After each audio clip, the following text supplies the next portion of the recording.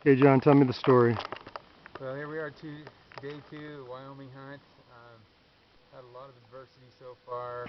Drifted snowbanks, couldn't get the horses through, flat tire, um, crippled horse. Just kind of had it all this trip. But we got up this morning and came up to the ridge to the meadow. We usually like to glass, and there were two guys there already. So we hiked it up to the next, just past them. We heard a bugle and you could see some elk on the ridge. It looked like they were going to crest over to the east of us and be way too far out of our reach, which was pretty frustrating. So we decided to keep going up the draw, and we got to our meadow, and Howard and I argued a little bit about which way to go, and so we headed up to the saddle where we'd seen some elk last night. Got partway up the hill, and we looked back, and we could see the elk had turned and were coming back kind of our direction somewhat, and so we busted back down the hill on the horses, got them tied up, threw our packs on, grabbed our rifles, and headed up the hill. And fortunately, they were bugling some, and so we were able to get ahead of them just barely, and we got right around this little ridge, finger ridge, and got right in front of them, and we both were shooting at this bull, and he was tough.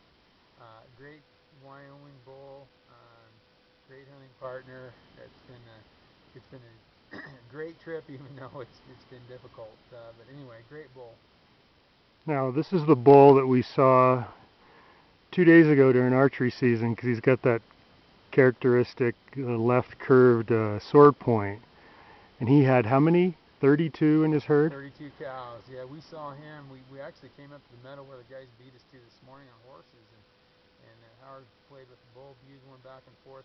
I couldn't get close enough to get a shot archery, and they just kind of left us and just thought we wouldn't bust him out of there because rifle season was coming, and we headed back down the canyon, and we saw this bull with a herd of cows, and then we actually saw him the next day too over in Aspen, the next draw over, and anyway, we were fortunate this morning to have them back on this side of the ridge and for us to get a harvest on them. So thank you, Jesus. This was awesome. Thank you, Jesus. This was a fun morning.